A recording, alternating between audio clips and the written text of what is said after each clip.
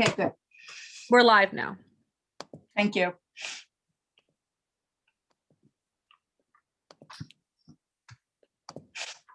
Okay. So Cindy, can you start us off with our general stuff? Absolutely. This meeting is being held in compliance with the Open Public Meetings Act, with a meeting notice provided on Monday, January 11th to the Hunterdon County Democrat, the Trenton Times, various individuals on the listserv, department heads, the city engineer, and city attorney. This meeting will be recorded using Zoom. The meeting agenda offers the planned action items of the governing body to the extent known at the time of publication. Would you like roll call, Mayor? Yes, please. Councilwoman Lambert, Here. Councilman Sanders, Here? Councilman Stegman. Here, but, oh, thank you for fixing that. Here. Mhm. You're green. Council President Taylor, Here. Mayor Fall. Here. Okay, can I ask everybody to stand for the Pledge of Allegiance and remain standing for a moment of silence? I pledge allegiance to the flag of the United States of America and to the republic for which it stands, one one nation, nation, under God, indivisible, with liberty and justice for all. I'm going to ask everyone to remain standing for a moment of silence for those who are fighting in our nation's military at home and abroad, and for all those who are fighting on the front lines of the COVID-19 pandemic.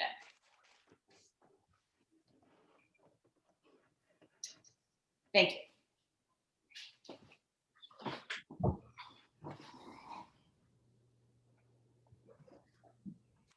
Okay. So let's get started tonight. We've got a, sorry about that. We've got a series of resolutions in the consent agenda. We are doing a couple of work items tonight. Most of them are somewhat or very time sensitive. Otherwise, we wouldn't have had them in the working session. We pushed a lot of stuff off of last week or 2 weeks ago, our voting session, because I had a small health issue and I wanted to have a short meeting, and also we want to give enough time for the conversation with the Clausen property. So that's why we're doing a couple of work voting session issues in our working session. So can I get are there any questions from the council regarding the resolutions in the consent agenda numbers 73 through 76? Excuse me, Mayor, I don't have a question just regarding the 73, 2021. I just want to make it clear that I talked to our city clerk, and just to clarify that resolution does not apply to council, to governing body members who, such as those of us on the call, with the possible exception of you, but the rest of us, doesn't apply to us because we don't have direct access to the city's network and applications. So only making that clear, because I had that question. Okay. Are there any other questions or comments from the council on the consent agenda? No. Hearing none, can I get a motion to adopt resolution number 73 through 76? So moved. Councilwoman Second. Lambert for the first, Second? Councilman Sanders for the second. Can I get an all in favor? Aye. Aye. Aye. Okay. We have an ordinance on first reading to amend the Lambertville City Code, chapter 2014, chapter 19, to update the flood damage prevention. I want to shout out our entire CRS committee volunteers, but specifically Cindy Egie, who have been toiling away on this for quite a while. And the CRS, for those who don't know, helps keep our flood insurance costs for our residents down, and this is a step to continue towards that progress. So are there any other questions regarding, this was reviewed by the CRS committee, the planner, and the environmental commission, as well as the city engineer.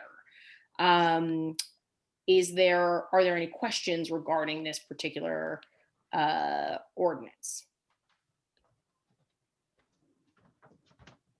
No. Okay, hearing none. Can I get a motion to introduce on first reading number 1221? Ordinance number 1221? So moved. Second. Councilman Sanders, Councilwoman Taylor for the second. Actually, can I get a voice vote for this ordinance? Roll call or voice vote? Roll call. Councilwoman Lambert, Yes. Councilman Sanders, Yes. Councilman Stegman, Yes. Council President Taylor, Yes. Mayor Fall. Yes. Okay, the next is ordinance to amend the Lambertville City Code 2014, Chapter 10, Buildings and Housing Code, amending fees and adding clearance certificates. This is basically an update for our fees for the Building and Housing Code. It was done by, was organized by our department head, Ken Rogers, to address, some of the fees that have sort of fallen behind what the general county level was. So this is just a jiggering of our fees for this particular ordinance to make sure that we're staying on track with the rest of the county and the state. Are there any questions or comments regarding this ordinance? No. Okay, hearing none. Can I get a motion to read into first reading ordinance number 13, 2021? So moved. Councilwoman Lambert for the first, did I see Councilman Sanders for the second?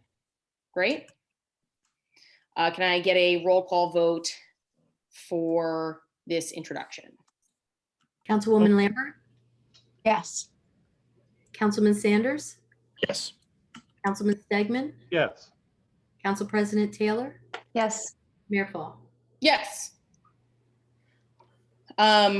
We are carrying a few a few ordinances to our next public hearing, our voting session, specifically our stormwater management and our landscaping ordinance.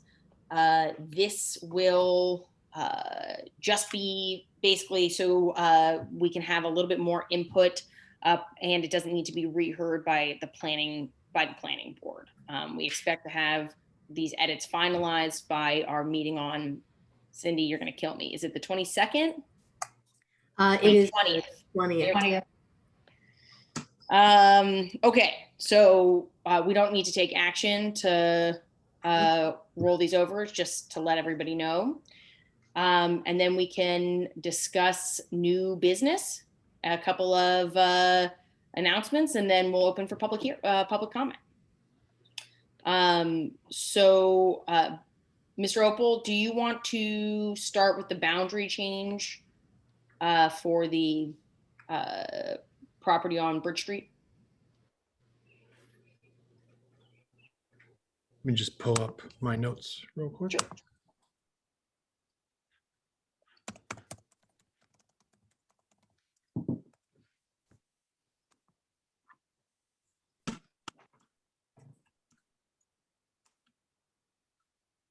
So the two properties in question are 51 Bridge Street and 40 Ferry Street.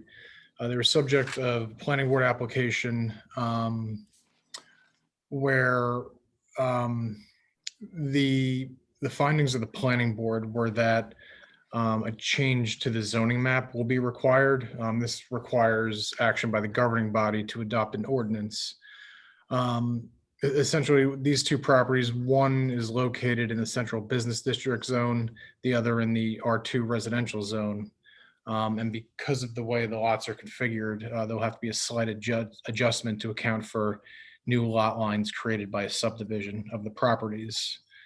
The city planner will prepare a map showing the new boundaries of the property created by the subdivision. And, there'll be basically what was once an L-shaped or flag-shaped lot, as it was described in the planning board resolution. There'll now be two rectangular or square-looking lots. So with regard to subdivisions, by operation of law, when a property is subdivided, the lot lines are fixed to show that subdivision once the subdivision plat is recorded with the county, but that doesn't change the zoning map. So this ordinance is simply, it codifies the existing city ordinance to show that the line of the boundary between the central business district zone and the residential 2 zone will be adjusted in accordance with these lot lines. There's a lot of planning terms there, so I guess if the governing body has any questions, you can ask me and I'll expand upon that.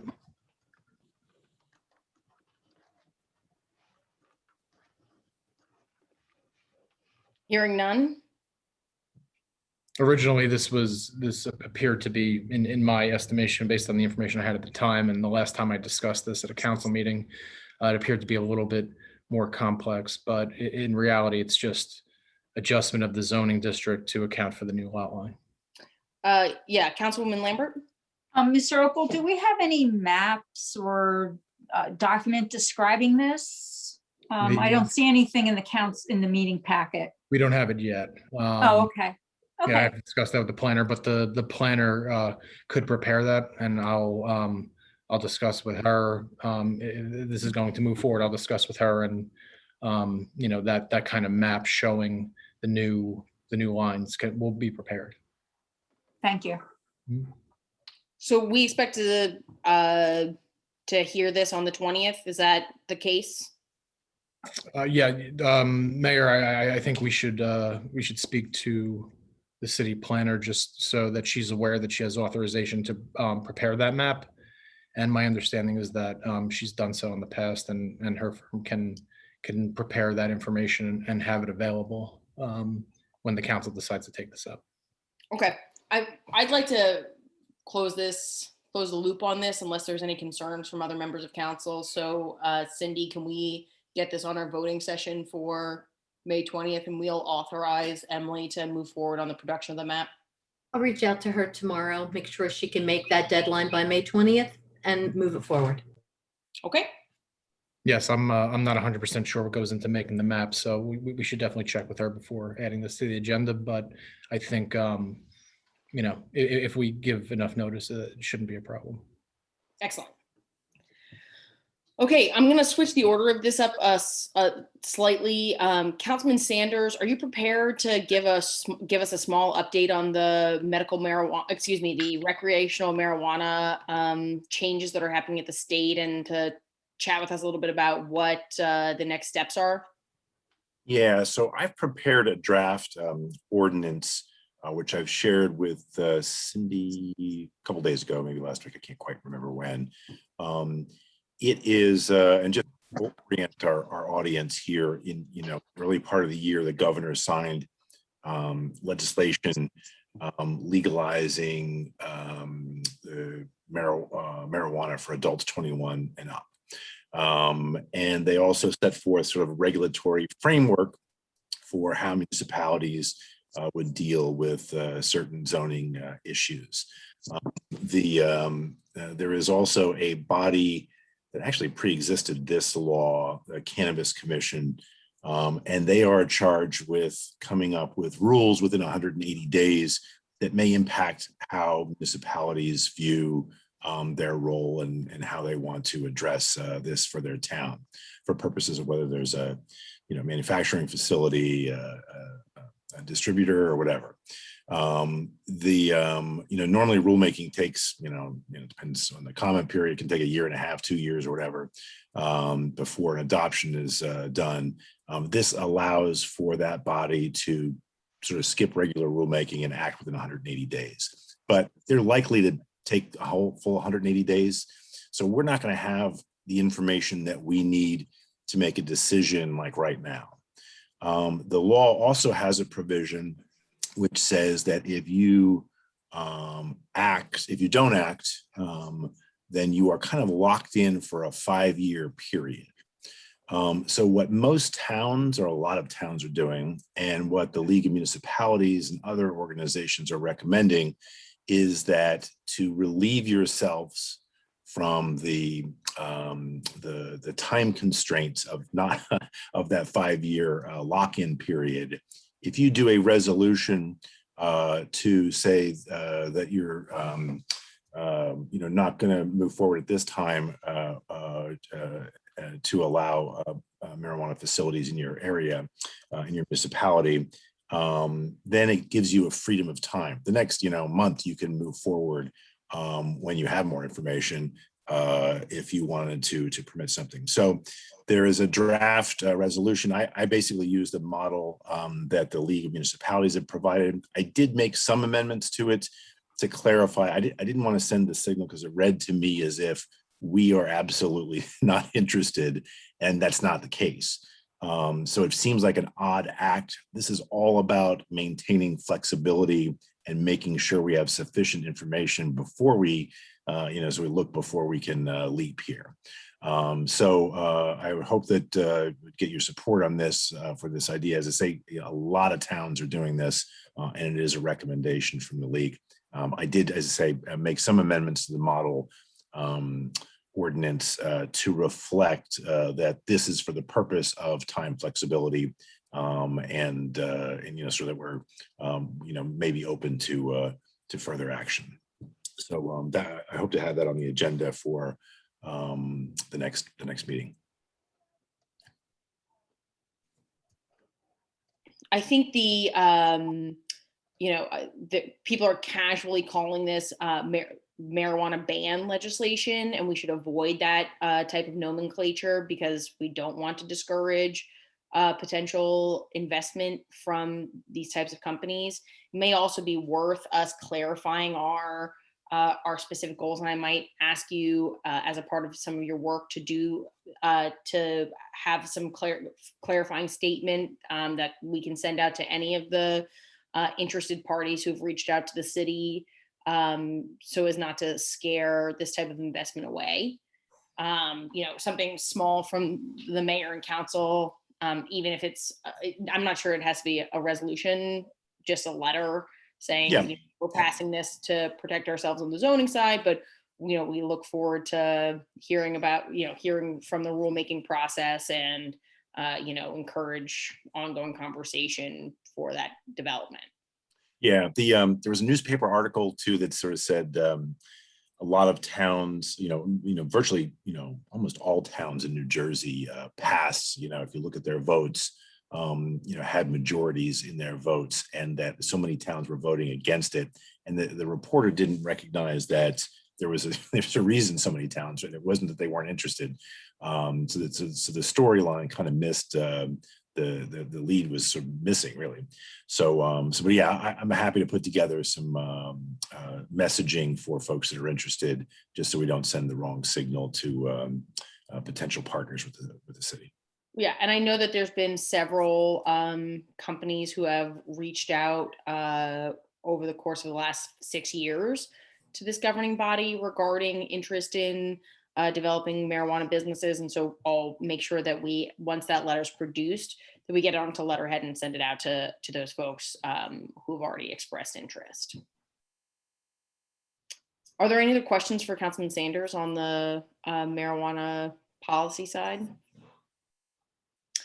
After we pass the zoning, I would really like to continue this conversation during the rulemaking process. I do have some concerns, which I've said to you and on the record, about our interstate mobility and our responsibility as policymakers to really consider that, while 1/8 of marijuana might be a totally legal amount of marijuana in the state of New Jersey, after these rules are being completed, if you put that marijuana in your purse and walk across the bridge for dinner, you've become a Class C felon, and that depending on how it's packaged, you could be arrested for intent to distribute. So I just want to make sure that we're really considering, as we start to have conversations with these potential businesses, that we're thinking through education for Lambertville residents, but also education for their patrons about the line between New Jersey and Pennsylvania. Yes, Councilwoman Lambert. Do we have any updated information as to what the state of Pennsylvania may be considering or reconsidering? Are they still in the same place? Have they, are we aware of any discussions which would put them more in line with where the state of New Jersey is going?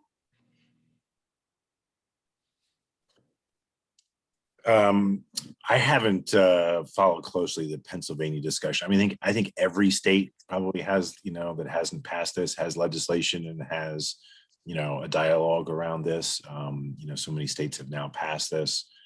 So I'm sure that there is some level of discussion, but I don't precisely know where they are in their legislative process or what the. I can say that process the word on the street is that they're nowhere close. And much to the chagrin of Governor Wolf. To the chagrin of? Governor Wolf. The governor Oh, Wolf. Okay, is a relatively conservative legislature and a more Right. progressive, right. Relatively progressive governor, conservative legislature. They're not close. Yeah. So I don't think that Lambertville should wait for reciprocity, but I just have some concerns about making sure that as a part of our policy making, we're really hammering home that Pennsylvania is a different state and has different rules. Okay, Council President, oh yes, Councilwoman Lambert.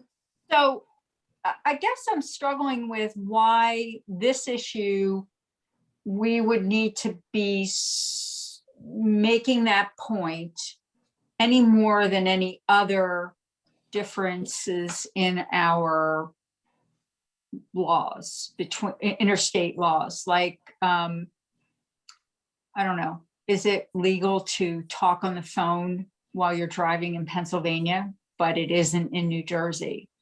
Well, helmet laws, for instance, I think would be a good. Yeah, okay, thank you. Right? And so it's legal to ride your motorcycle without a helmet in Pennsylvania. It's not in New Jersey. It's one of the reasons that we have so much motorcycle traffic. And it's something that we've worked on educating folks about the public safety benefits of wearing your helmet. So this is not a policy difference in my eyes. And also this is new, this is a different economy that is opening up for the first time. And the laws are really different, right? So it's not, you don't become a felon if you ride across the bridge back to New Jersey and you don't have your helmet on, but you do if you're holding a certain amount of marijuana in your pocket. And, I'll note here that the Chamber of Commerce has done a lot of interviews with folks who are visiting the New Hope Lambertville area. And a lot of them don't know that they're crossing over into state lines, even when they're walking across the bridge that says New Jersey, Pennsylvania. It is, so this isn't just. I'm sorry. I'm not laughing at you. I'm just, If we expect that marijuana is supposed to be sort of a green economy driver, right? We should be thinking through what our responsibility is as policymakers to ensure that we're giving people the information that they need to stay safe.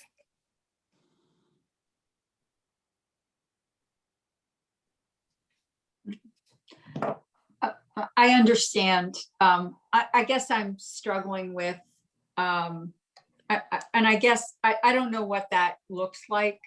So for me, if it goes beyond posting signs or, having some kind of disclaimer in the dispensary or whatever, people need to understand things like state boundaries. And, I'm just struggling with our taking on this responsibility of having to educate people who don't know what state they're in. Does that, that's maybe a little abrupt, We but don't have to make these comments. yeah, now, I know, right? but that's kind of like, it's sort of like, plan here. if you're old enough to buy this product, you should be responsible enough to understand the restrictions, the interstate restrictions that go along with it. So anyway, but I understand your point. Thank you. Thank you. Okay. Council President Taylor, do you want to move on to the Elizabethtown gas request? Yeah, I don't really have anything on that for tonight. We will need to talk a little bit more in the future about how we want to respond to them. But I think before we do that, we have to decide what that looks like for us as a body. I mean, we brought this before the body, so is this now something we vote on and say, yes, there can be a waiver, no, there can't be? I clearly live on the Hill, so then I would need to recuse myself. I don't, unless you want to talk through that tonight, I'm happy to do that, but there's no updates. I guess the first question here is everybody in the governing body aware of the work that we're doing with Elizabethtown Gas to get gas connection up to Music Mountain? Yes, Council President Taylor updated us I think it was last meeting, and it was a very interesting update because Cottage Hill is in a similar situation. And in fact, just yesterday, I got a solicitation from Elizabethtown Gas asking me if I wanted to convert to gas, but they never respond to my requests that say yes, because there's no gas line on my street. So Council President Taylor, maybe it would be worthwhile for our next working session to send, to help us sort of guide that conversation. I'm happy to work with you. I know you and Bill have talked through some of those issues, but let's get a format for what, like, sort of our decision points here and move forward on if we do want to take council action, what that would look like, so that we have the information available and we can start to move that along. Yes, Councilman Lambert. Yeah, I would agree with that and welcome that, Mayor. Thank you for making the suggestion. Because what I would say, Council President Taylor, is since we have a similar gap, service gap on Cottage Hill, it might be something that we'd want to use as a template to leverage with Elizabethtown Gas. To kind of, next phase. I'm not saying I want to disrupt anything or, get involved or slow down what you're doing with your community, but it's something that I would be interested in the future in trying to leverage moving forward for Cottage Hill residents who are without gas access. Yeah, I mean, nothing is moving particularly quickly. So what we can talk about what the process has been so far, and perhaps there's economies of scale and working on this at the same time. Exactly. So I'd be interested in participating at some level. I do wonder whether we should have in framing this issue, a slightly broader scope. I mean, I think that there's a interest in benefit in our community from expanding existing utility resources. So we also have like a water issue, Yeah, I was actually hoping to update the council on that as well. Okay, I'll let you do it. I just thought as we talk about this, if part of our decision making is going to be when and how do we approve waivers of curb to curb paving or whatever as an enticement or whatever it is, we should be thinking of it more than just gas lines. And there's more interest in this than just that one gas line, just that one location. Thank you, Councilman Sanders. Yes. So one of the issues that had come before the planning board, and I'm sure some of you have received emails regarding a potential subdivision on Douglas Street. We are working with Suez to put a community meeting together to hear about interest for, we don't really have an idea right now of what the interest is for that community to hook up to water. We did hear a lot about the water anxiety that several well owners have in a brutally long 2.5 hour public hearing. So, we think that it's responsive to have the utility come and have that discussion with members in that community. To your point, Councilman Sanders, if there is interest, there may be a significant cost savings to both Elizabethtown Gas and Suez if we're going to be opening those if we're going to be opening up those roads to do that together. But it's unclear at this point if there is just vehement public opposition to new wells coming in, but no interest in folks who are on a well system moving over to a private company water system. We want to get that information prior to trying to coordinate multi versions of the utilities. Councilman Stegman. You're muted, Councilman. You're still muted. Come on, there it is. Also, I've been thinking about that based on the conversation we had previously, and the power went out on the Hill again for 5 hours, and with that 5 or 6 hours, which is no fault of our own, but the everything stops in the house as far as water usage. So that's a concern. The other concern is about fire safety. If we don't have fire hydrants on the Hill, I think maybe if we discuss that with Suez as well about, part of this project would be for fire protection. So I just wanted to put that on the table.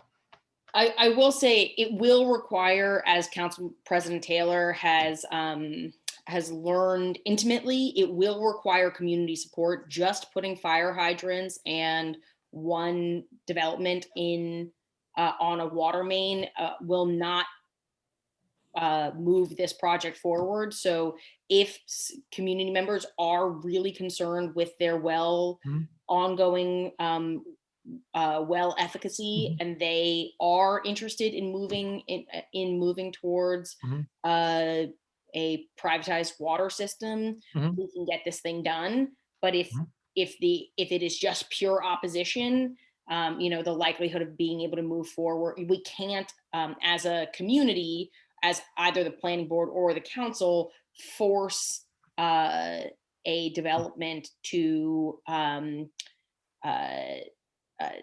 go towards a private system. If we had public water, we could demand that they use that public water, but this is a private water company, and so we have no power to compel them towards that use. Yeah, I understand that. I just said that fire prevention would be a plus if there were enough people on the Hill that wanted to have that option to join Suez's family. I think hydrants would be one of those. It certainly would be a bonus, but we really just don't know at this point if I understand community support. So we're working towards that meeting. We've been in contact with their government affairs folks. They're getting their team together, and then we'll be noticing the public, and we know that the developer also will notice within 200 feet of that main extension. Great, thank you.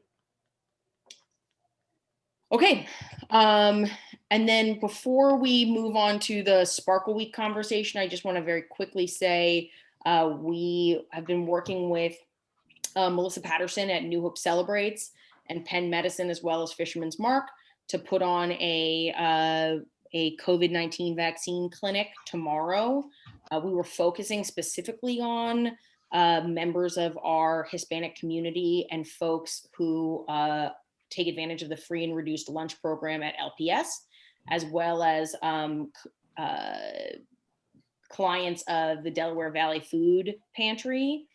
I'm happy to say we only had about, I think, 20 or 30 vaccines that we had to fill from outside of that population with the general public. You may have gotten our robocall today or a couple of emails about it. That clinic will be taking some walk-ins if folks are interested in the J&J vaccine. But we think that we are set to vaccinate 175 people at that vaccine clinic tomorrow, and which is, I think, not quite 5% of our population, but not so bad.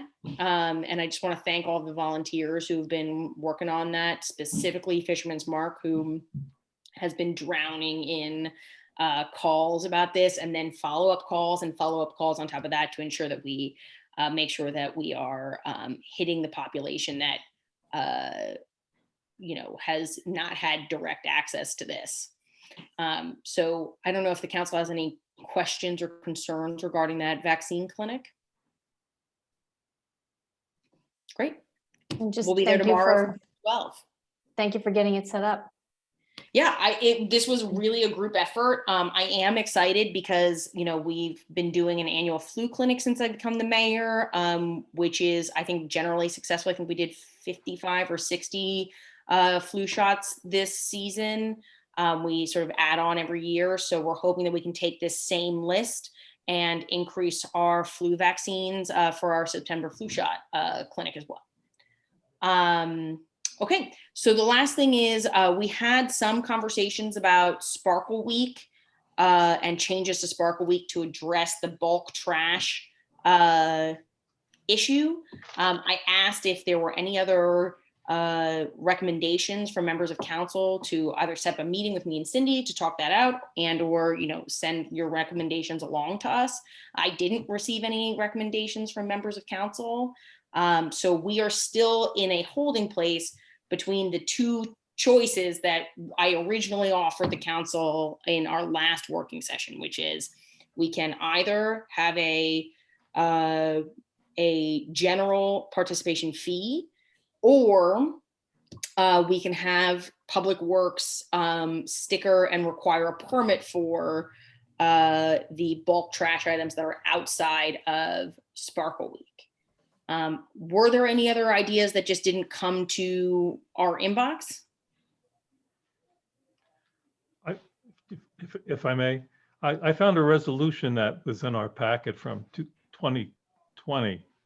And it was a resolution from the council saying that in 2021, we would not pick up certain items and it'd have to go for a bulk permit. So what influence does that resolution have on our current conversation? So that resolution is the reason that we have to decide how we enforce that resolution. That resolution is what we're discussing right now. Okay. So the question is of enforcement. Are we forcing people to individually permit each of those items, or are we asking for one bulk payment? Forgive me if we had, I just can't remember if we went through this, but the reason we're doing this is because the tipping fees went up dramatically from our normal, weekly tipping fees. Do we have a sense? I can't remember if we had a number, because I think it might be helpful for the public to understand that the reason we're doing this is that there was significant expense. But do we know what that is? It $10,000, $70,000, the tipping fees, because it may influence our discussion here a little bit as to, what the. It was because of the volume too. The volume went up. It was crazy what people put out. But the tipping fees, I think, we pay, I believe I want to say it's like $93 a ton versus when we did this several years ago, it was $79 a ton. But with people being home during COVID, they were doing a big cleanup, and there was an incredible amount for Public Works to pick up. So I'm happy to get the comp comparison between 2020 and 2019, which I think is what you're asking for, of the total cost of our 2 weeks of Sparkle Week. We will move forward on action in our voting session so that we can clarify and then start to educate the public about the change at our next meeting. But I do need to sort of push you guys here a little bit to have the discussion about what we'll be acting on. It would be helpful, that info. Thank you. But that, I'm sorry. Go ahead. I'm sorry, Councilwoman Lambert, go ahead. Yeah, I think it would be helpful to understand what the cost impact is and the cost, kind of the cost analysis of this. I agree with our city clerk that people were home last year and they were anxious and bored and frazzled, and they were cleaning closets. Hopefully we wouldn't see as much this year because hopefully they got rid of a lot of stuff. The other thing that I'm wondering is, were we getting stuff from outside of our community? Do we know that? Or, were people just bringing things here because they know we have Sparkle Week? So the answer is that is an unenforceable question, right? We know Okay. that we have people who drop stuff off. We also know that we have a lot of people from outside of our community who come and trash pick as a part of Sparkle Week, but it's unenforceable. I know Lieutenant Brown is on the call. We do try and we have illegal dumping ordinances. So if there is somebody who is caught illegally dumping, we can write tickets, but the likelihood of being able to catch somebody in that act is extremely low. I would also like to remind you guys, in our last conversation about this, we discussed that even though 2020 was an extreme version of this, each year our Sparkle Week costs have been trending up for a significant period of time. And as we discussed in our last meeting, this is a concierge cost, right, that the city has been taking on, and we need to, regardless of the, to your point, the COVID clean out, every year this is a detriment to our budget, particularly to our trash budget. So this needs to be addressed regardless of the fact that last year was an extreme year. I'm happy to, when we put this resolution together, to include the cost between 2019 and 2020. But I would like some direction from the council on in what way we should be taking action. Should we be skipping a year? You want to cancel Sparkle Week this year? Well, if there's cost prohibitions and we have concerns about the cost and not being able to afford the cost, we should consider that. I'm not saying that's what I want to do. I think it should be part of the conversation, because we're saying, do we charge $150? Do we limit what people do? But then we have to police that. There's a cost for that. The problem with charging $150 is that's cost prohibitive. There's a lot of ways people will try to circumvent that. I don't know. I'm just saying there's always the option, that hasn't been discussed. And I'm just putting it out there as an option. Do we consider skipping it this year? And I'm not saying, forever, but if we don't have the money to do it, maybe we shouldn't do it. Just saying. I know I'll probably get all kinds of hate mail, but. There have been years where we've, if I remember correctly, in tight years where we have canceled or delayed Sparkle Week for a year, if I remember correctly. I think because of I think it was state aid and budget restriction. I remember during the Corzine years, there was one really could have been difficult year.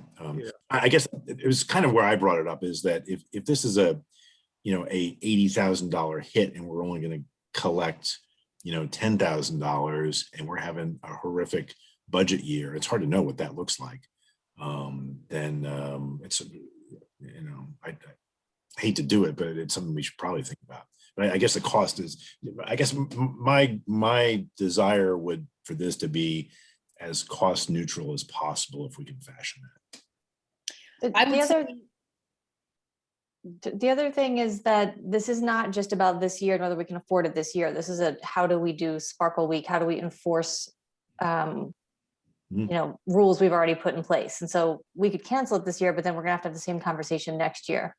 I think that having the numbers would be useful, and the mayor said she would get those to us. And then we'll really need to think about what an appropriate process is to make this feasible for people and for our staff. Good point. But, maybe this breather would give us that opportunity to really think it through, because now we're sort of feeling like, well, we got to hit all, there's a date we have to hit and we have to make a decision, and what are we going to do? And you're sort of boxing yourself into a deadline. And, you know, if you put it off for a year, you really have the opportunity to think it through more clearly. I think that's true, but I would hope it wouldn't take us that many months to make this sort of decision. No, If we can no, just if we can get the data, I agree. you know, in a I week or agree whatever. 100%. Thank you. Yeah, I would argue, I would strongly argue that this is a decision that it should not take us a year to study and make, right? We know what the costs of each of the permits are, right? That's laid out in the resolution we passed in November.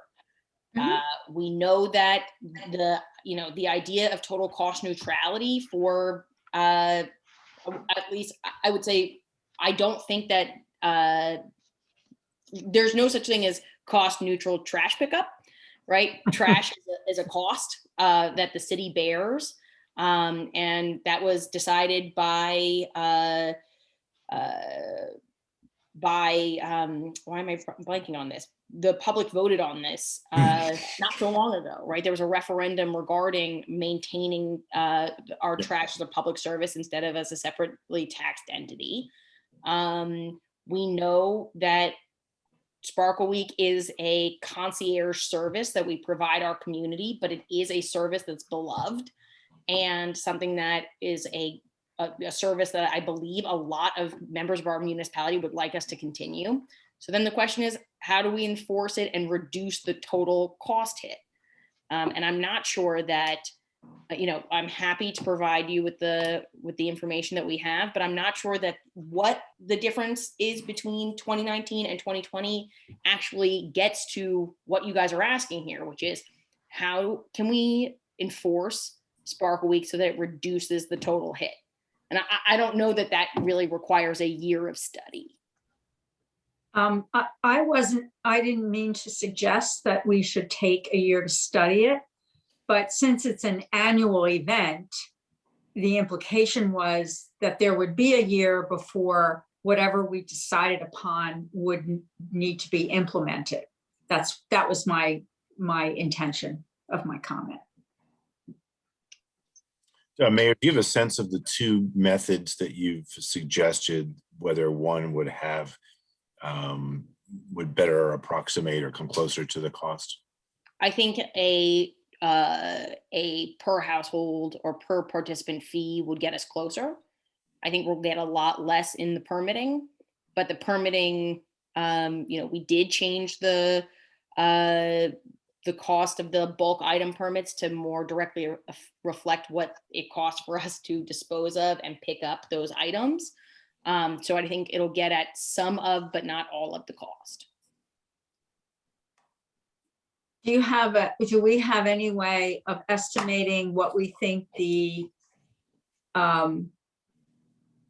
revenue would be and how it would offset the cost? We have no way of knowing what the revenue would be because it would be for option A, because it would be based on what people dragged out of their houses.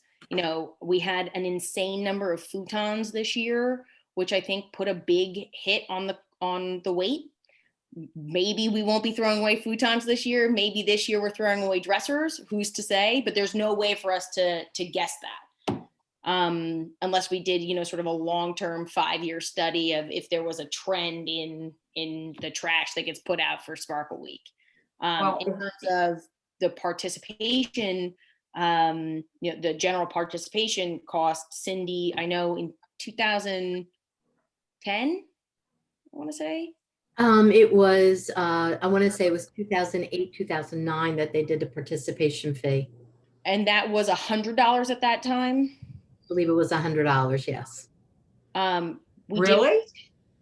Is that for Sparkle We Week? never bought, I've been here 36 years. We never bought a permit. Yep. It was, I look back, it was under Lori Buckaloo when she was here. And they did a participant fee, and you paid for a tag, and then you were given a tag to put out. And if you had it, they collected. If you didn't, they didn't collect. Someone must have taken all of your trash, Ben. Somebody took our trash because I know we never bought a tag. But anyway, that's Sorry, that was for not important. That was for Sparkle Week under Lori Yes. Buccalo? Oh, sorry, I Right. missed something. Yep, that was for Sparkle Week. All right, I need to ask my husband about that. So those are the options that we presented. Would it be helpful for us to, Mayor, to make a decision if we were able to get some information on when the budget's coming out, so we could see if what level of participation can we even absorb from a municipality? We're in the process of our department head reviews for our budget. I expect that we'll be having a meeting, an executive session for that, the first round of that presentation, specifically looking at some of the high net worth contracts to reduce those costs. I expect that we'll have an executive session regarding that relatively soon. I don't think that this is this is a required conversation to wait until we've passed a budget. Like I said, we know the facts here, right? It costs more to do Sparkle Week. I think maybe I was incorrect here. I thought we all generally agreed we wanted to continue that service. What's a way to reduce that cost? Okay. Well, certainly a way to reduce the cost would be to not have the service, but that's kind of obvious.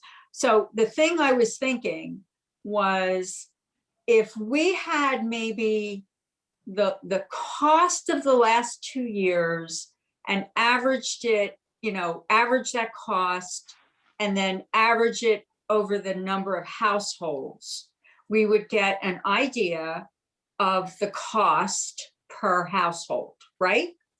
And we would know what it's costing us. And is that number, and where is that number? So is it the number that I heard thrown out for a permit was $150, which in my personal opinion seems a bit high priced for what people expect from this service. But I think we have to look realistically. If we're going to charge for the service, we need to make it, we need to try to minimize that cost as much as possible.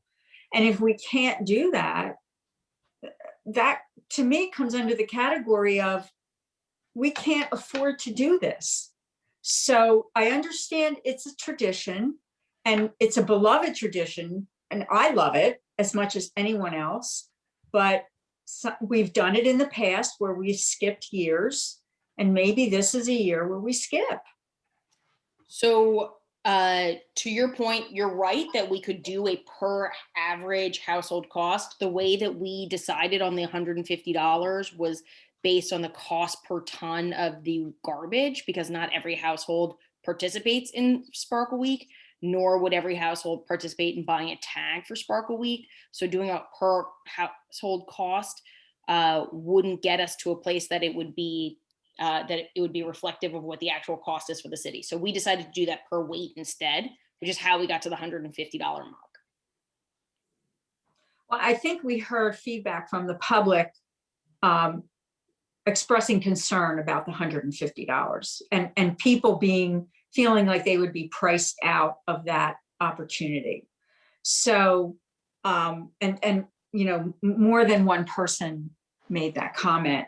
I mean, the other thing you have to think about is if you're going to charge $150 for a permit, what's to stop 10 households from chipping in $15 each and just dumping 10 households worth of trash at one address? Because that's going to happen. There's no way to stop it, but it does. Even if that happens, it still is more revenue than we're currently generating from not doing anything at all.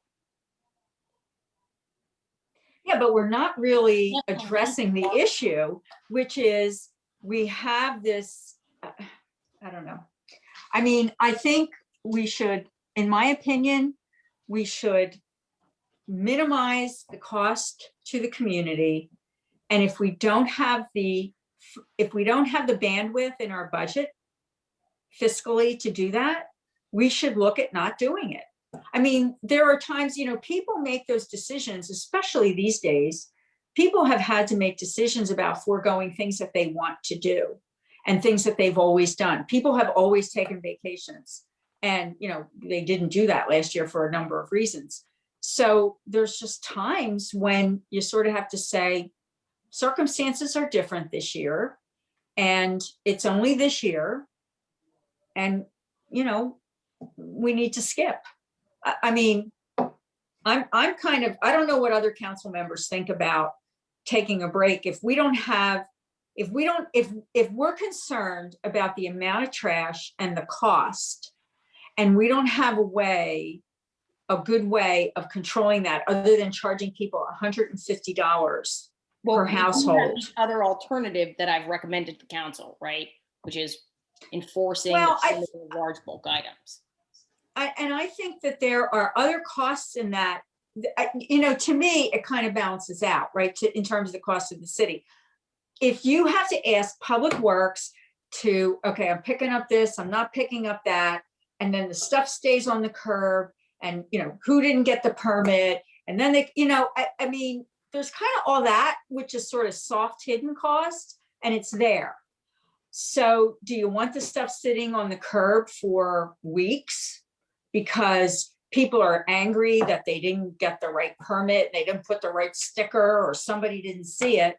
I mean, there's sort of a cost there. I don't know. I think it seems like I understand the problem with cost, but it seems like this is getting way more complicated than it needs to be.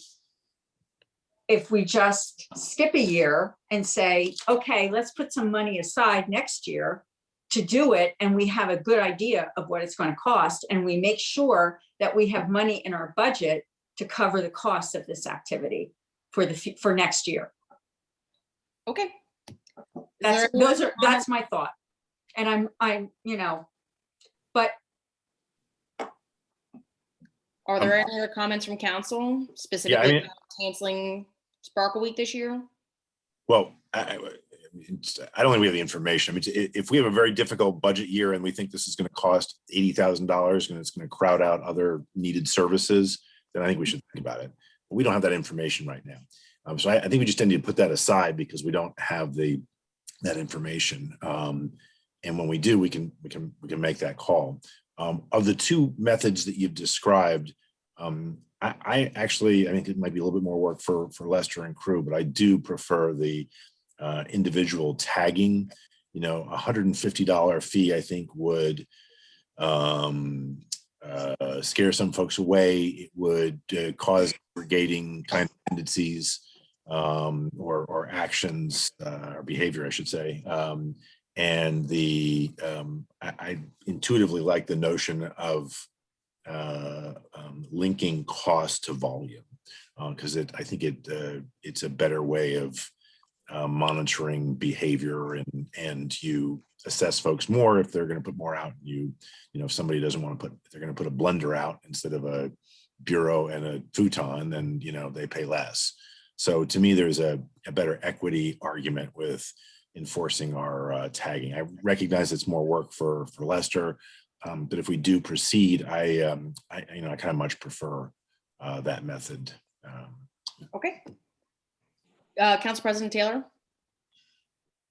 Just one question. So not everything that is on the bulk permit list is included in the Sparkle Week resolution where we said we would not pick it up. So does that mean that only the 6 items in resolution 129, 2020 will not be picked up unless they have a permit? I believe the intention was to specifically address in that resolution the repeat offender list for Sparkle Week. And so, yes, but our intention was there to limit the focus so that it was easier to enforce from Public Works. Okay, so if we go the route that Councilman Sanders just said, we've got covered chairs, couches, sofas, love seats, mattresses, box springs, electronics, and tires. Those will not be picked up. But if somebody puts out an armoire or a sideboard or something that doesn't get taken by a person, then we will take that away, even though it's a large piece of furniture. So I just want to make sure that we are all clear on our intentions. And I think in all fairness to Public Works, this needs to be whatever we're expecting them to do in terms of tagging and what they take and what they don't take and under what conditions they take it, that needs to be clearly documented for them, because you can't be expecting these people to just make those decisions without any guidance.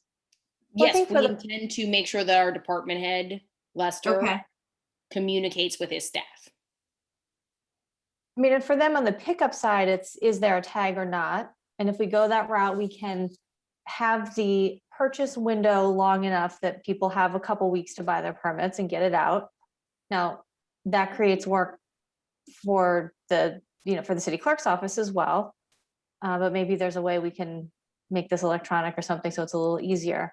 But then on the back end, if people don't buy the permit and leave the stuff out, then there's an enforcement action, which what's the point of making people buy permits if we're not going to enforce it after the fact? So then who's responsible for driving around and giving whatever ticket? I don't even know whatever ticket would be relevant here. Yeah, I mean, the enforcement action would be, there, we have relatively clear laws about public dumping. That's sort of understandably waived during Sparkle Week. And so we can ticket that and enforce. Okay, And- so it would, And who would ticket? Would the police enforce it? Would they write the summonses? Would they come from City Hall, from the clerk's office? I mean, what's the mechanic? The of that? police write summonses, not clerks. Yeah, well, I was that's what I meant. Just like when people were illegally holding parking spaces during major snowstorms, right? That's part of what the police job is, to enforce Mhm. laws we make. I think we have a huge communication challenge for the community if we choose to go with the tagging option. I prefer that option over charging $150 per permit or household or whatever.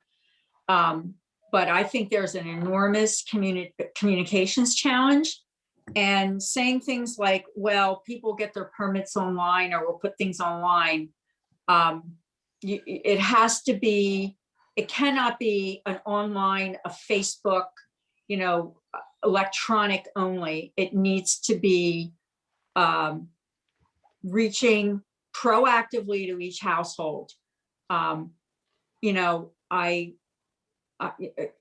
Because you cannot assume that everyone in the community spends all their time looking at Facebook, being connected to the city website, et cetera. I just want to be very clear here. The city of Lambertville doesn't use Facebook to communicate with members of the public. Well, there are certain activities that are, namely people who want to engage with the cat. That's pretty much the way they do it. The CAT also has a listserv. The CAT has email, has a People full- don't use email. There are people who are just not connected electronically or socially. And they're not interested in doing that. And they're members of our community. And we need to be sure that we engage them. That's all I'm saying. I'm not arguing about what we do on Facebook or social media. I don't mean to get into that. I think you're taking us Sorry. way away from where we need to be. All I was saying was, if we're going to do the permitting, maybe we can make it so that there's a piece of the puzzle that can happen electronically to reduce the burden on the city clerk's office. That doesn't mean people couldn't still walk in person and buy the permit if we went that route. We need to have communications in people's mailboxes. Okay, I'll be specific. Councilwoman Lambert, I think there's no reason for us to disagree here. We're putting out a Lambertville Matters that goes out to people's mailboxes quarterly. We have multiple mailings that we've done over the past 2 years that have gone to every person's mailbox. I agree with you that this has to be multiple pieces Okay. of the puzzle to communicate. We don't disagree here. And I think if we can just sort of take the rhetoric down a little bit, that would be helpful. We're just talking about how we enforce Sparkle Week. So I think It's not rhetoric, it's concern about reaching our members of the public equitably. And there have been circumstances in the past, other topics, I won't go into them, where we have not done that. And I'm just trying to advocate for people who are not comfortable, savvy, interested, whatever the word is, in communicating electronically, whether it be Right. email, social, blah, blah. That's all I'm saying. Okay, so it's on all of us to ensure that if we have communication with members of the public, that we're trying to reach out to them, that it's on each of us to communicate with our constituents, and that we will do that in a way that works for however those folks want to be reached out to.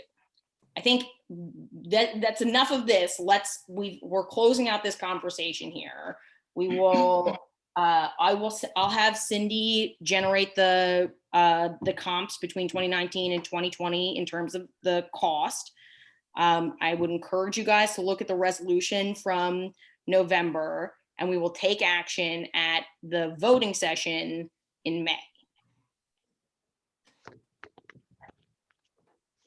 And at that time, I think it would be good for folks to come prepared to take the next step in formalizing this, so that we have time to communicate with the public about any changes regarding Sparkle Week. Could I ask one quick just refinement of your request for Cindy? I guess what I'd like to see is the not only the tonnage difference, because the rate changes over time, but like what the current tonnage rate is and what our tonnage difference was during Sparkle Week the last time around. And we can those two numbers, yeah. Thank you. Irregardless of the tipping fee change in the tipping fee from year to year. When I say tonnage, I guess that's what I meant. Maybe Oh, okay. All right, yeah. I'll make sure that it has the tonnage fee, that it has the amount of garbage collected. We'll put. I know Lester has all that. We'll see it. Okay, and Councilwoman Lambert, I would again love to be able to work with you to ensure that we're all working towards the best solution here. So if you have other opinions or ideas about how we could attack this problem, again, between now and our voting session, if you'd like to set up a meeting, if you'd like to send me other ideas so that we can get to a productive solution here, I would encourage it. does that mean we're not considering the cancellation option? I think that's my suggestion. Okay. Okay. Thank you.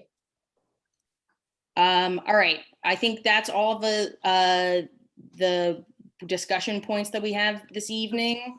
We have a couple of announcements here. Really briefly, the primary election is on June 8th. Please remember to go and cast your vote.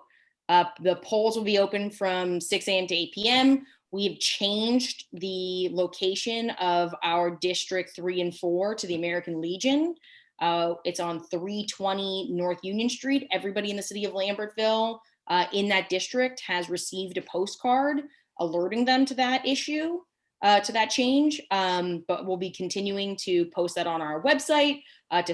We've also been sending it out in our weekly Lambertville Matters, and it's also included in our in the Lambertville Matters update will be landing in people's mailboxes, hopefully Friday, maybe Monday.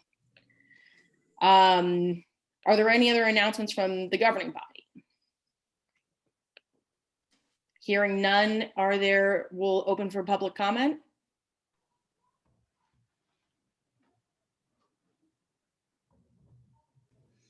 Don't see any hands, Mayor. Okay. If there are no comments from the public, I did see a Hester's hand up, but I guess that comment, oh, there it is. There it is. Tina, can you guide Hester? Okay, let me see what I can do. Or earthquake here. I don't have control of the meeting. Hold on just 1 second.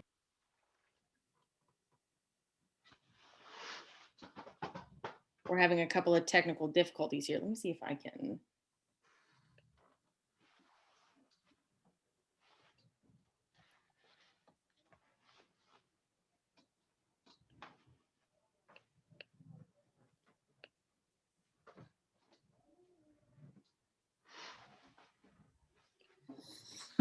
Earthquake.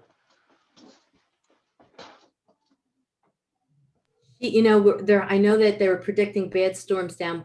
Tina lives in the south part of New Jersey, so maybe she lost control. Hold on.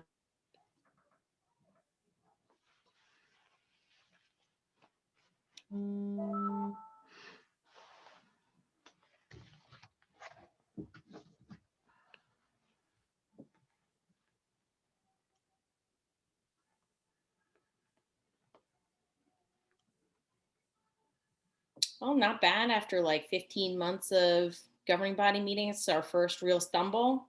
Could be worse, guys. Mayor, I'm going to log out and log back in. You got it.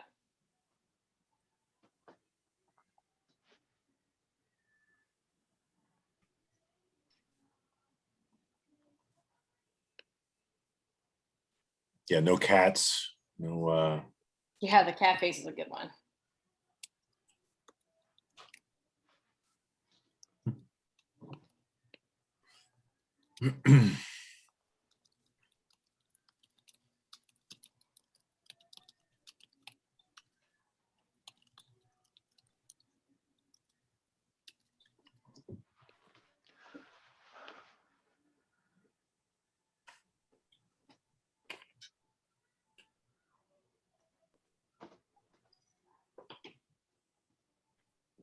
Oh, I see your name. progress. You're Cindy, muted, you're on Cindy. mute, but Hester, if you can state your first and last name for the record and then make a comment. Can you hear me? We can. All right. Hester Knoll, 12 Delavan. Just some comments about the Sparkle Week. My dear neighbor, Roy Ewing, your trash is my cash. Some thoughts about, would it be possible to do a citywide yard sale several weeks before? And I realized that this would not get rid of the armoires and the mattresses and so forth, but might give a good community feel to getting rid of some things, making a little bit of money for our neighbors, reducing the trash or the cash. We did it a couple of years ago and I believe it worked out pretty well. Other thoughts that I had, I realized that the tipping fees are the tipping fees. And if we would bring in 30-yard dumpsters, that we're still paying the fees, but would it help Lester's group and would it help with labor and with costs that way if neighbors were able to take what they wanted to get rid of to the dumpsters, almost like the hazardous waste days that we have with the city or with the county? That's a good And I point. guess that's about it. I hope we can do Sparkle Week because it's such a wonderful thing. So just some thoughts off the top of my head that I throw out to you. Thank you, Hester. I'll take the first round and then I see Council President Taylor also wants to speak. Just off the bat, I actually think that providing dumpsters may hurt the total amount that we have, that we collect every year. One of the reasons that Sparkle Week works as well as it does is that it's not just bulk trash sort of removal, but in fact is bulk trash that people sort of pick through over the course of a week before it's picked up. If we provide dumpsters that then get put in there, it would not help our enforcement policy and also may lead to folks, instead of leaving their trash out, going directly to the dumpster to dump it. So I would fear that that would have more negative consequences on the total amount of trash that the total weight of the trash, which is what we get charged for. Agreed. You know what? No, wait, Julia, sorry to interrupt. I meant after, if there's a Sparkle Week time that people can come from wherever they come and pick through, and then there's a cutoff. And then at that point, you go to the dumpster. Mm. So, you know what I mean? That way that people can still come and pick and choose and shop. But after that point, there's the option.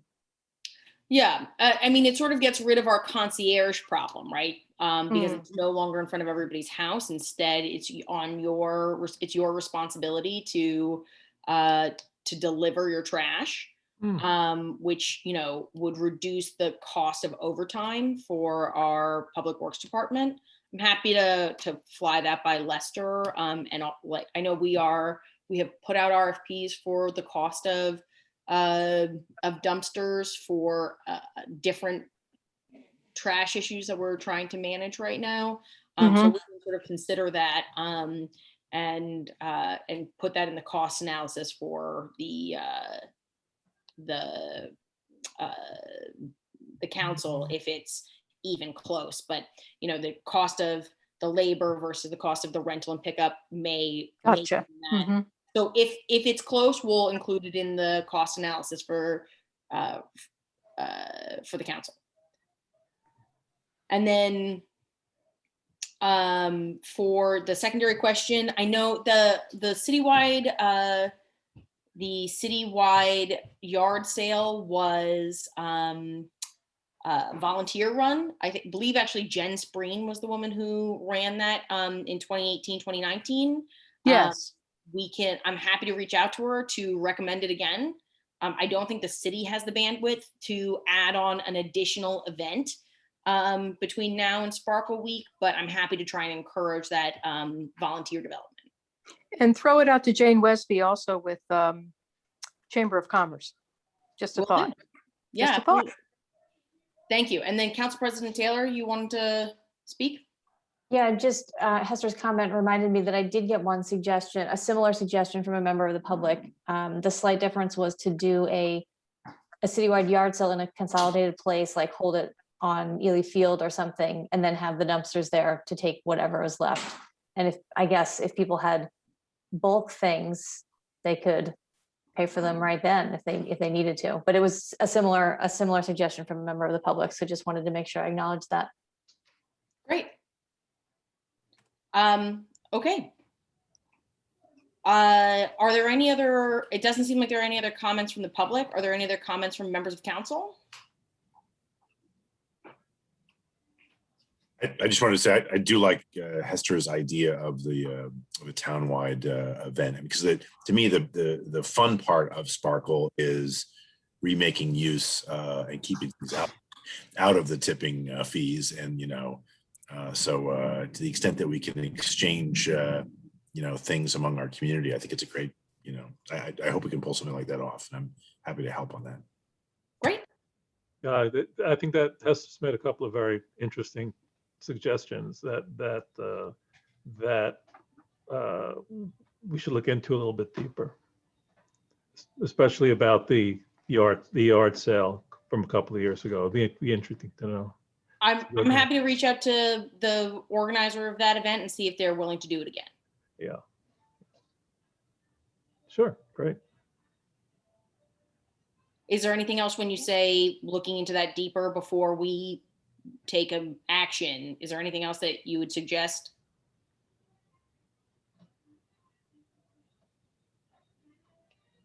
Well, once we get, if I may speak, once we get the nuts and bolts figures of what works, so we can make a comparison of cost, maybe the dumpster idea is a good idea at one point in the process.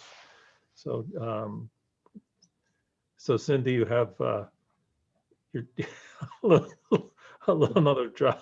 Sorry, and you and Lester, and I'd be happy to be part of that conversation as well. So if you need some help, I wouldn't mind. I think we're going to have to do this as a group at our next meeting, but I would really like to finalize our decision. So if there's anybody else who please consider this over the next several weeks so that we can make a decision and then communicate with the public about it.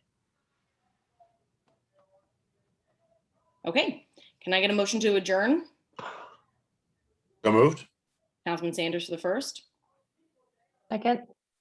Council President Taylor for the second. All in favor? Aye. Aye. Aye. Thank night, you. guys. Good night, everybody. Good night.